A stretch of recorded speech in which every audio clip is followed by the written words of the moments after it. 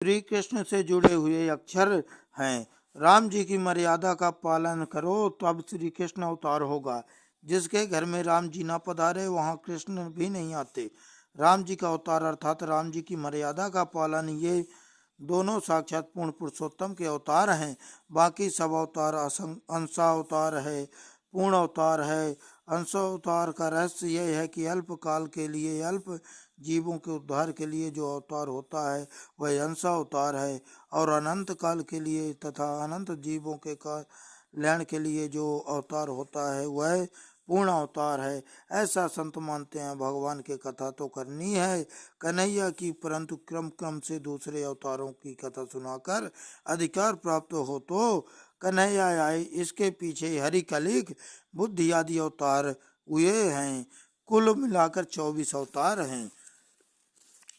परमात्मा के 24 अवतार परमात्मा के शब्दों में से ही निकलते हैं।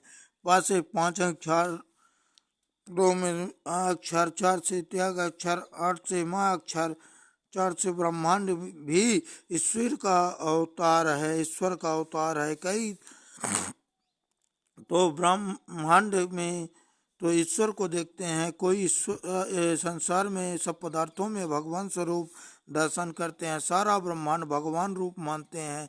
सबका दृष्टा परमात्मा माया के कारण दृश्य जैसा दिखता है। स्थूल और सूक्ष्म शरीर का विद्या से परमात्मा में आरोप करने में आया है।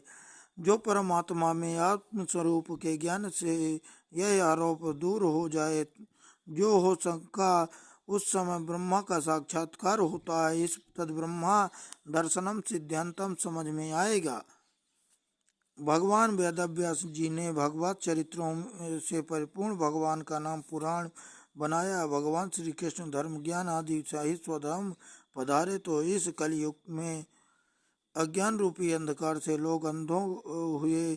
उस समय भगवत पुराण प्रकट हुआ है। यह पुराण सूर्य रूप है। शुक्रदेव जी ने राजा परीक्षित को यह कथा सुनाई है। उस समय मैं वहाँ हाजिर था। यथामति यह पुराण कथा मैं आपको सुनाता हूँ। शौनक जी ने पूछा, व्यास जी ने भगवान की रचना किस अभिप्राय से की और रचना करने के बाद इसका प्रचार किस तरह से किया, आदि कथा हमें सुनाएं। अतिशय लोभी प्रतिपाल ईश्वर का ध्यान करता है, वैसे ज्ञानी प्रतिपाल ईश्वर का ध्यान करता है, स्मरण करता है। ज्ञानी एक पल भी ईश्वर से अलग नहीं रह सकता। सुखदेव जी की जन्म से ही ब्रह्मकार वृत्ति है। वह भगवान पढ़ने गए। यह हमें आश्चर्य लगता है कि सुखदेव जी की प्रशंसा खूब की गई है। सुखदेव जी की दिव्य दृष्टि थी, दिव्य दृष्टि नहीं थी। जब तक देह दृष्टि थी तब तक दुख है। सुखदेव जी का स्नान करती अप्सराओं के आगे से निकले तब भी निर्विकार थे।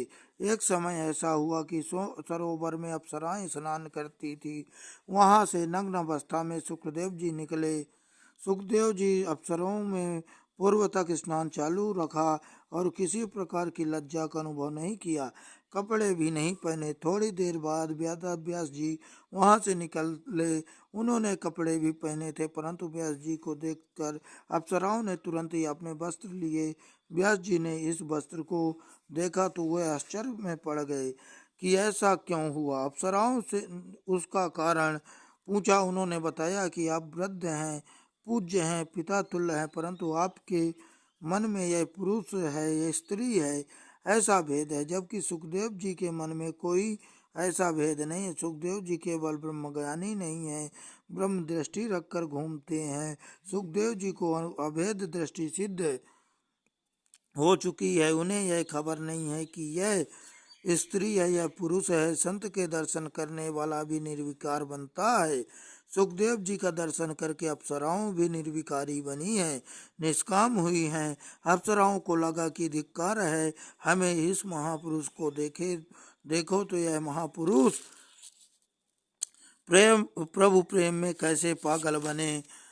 उनका राजा के दरबार में एक समय सुखदेव जी और नारद जी पधारे। सुखदेव जी ने ब्रह्मचारी और ज्ञानी हैं, नारद जी भी ब्रह्मचारी और भक्ति मार्ग के आचार हैं। दोनों महापुरुष हैं, मगर इन दोनों में श्रेष्ठ कौन है? जनक राजा समाधान नहीं कर सके। परीक्षा किए बिना कैसे फैसला हो? जनक राजा की रानी सुनैना ने निश्चय किया कि मैं दोनों की परीक्षा करूंगी। सुनैना रानी ने दोनों को अपने घर बुलाया और झूले पर बिठाया। इसके बाद सुनैना रानी श्रृंगार सज के आई और झूले पर उन दोनों के बीच बैठ गई। इससे नारद जी को कुछ संकोच हुआ। बल ब्रह्मचारी मुझ जैसे तपस्वी का इस स्त्री से स्पर्श हो गया और कहीं मेरे मन में विकार आ गया, तो इस विचार से वो कुछ दूर हट गए। परंतु सुखदेव जी को वहाँ आकर कोई बैठा है इसका ज्ञान तक नहीं हुआ। उन्हें तो स्त्री पुरुष का भी भान नहीं है, वह दूर भी नहीं हटते। रानी सुनैना ने निर्णय दिया कि इन दोनों में श्रेष्ठ सुखदेव जी हैं।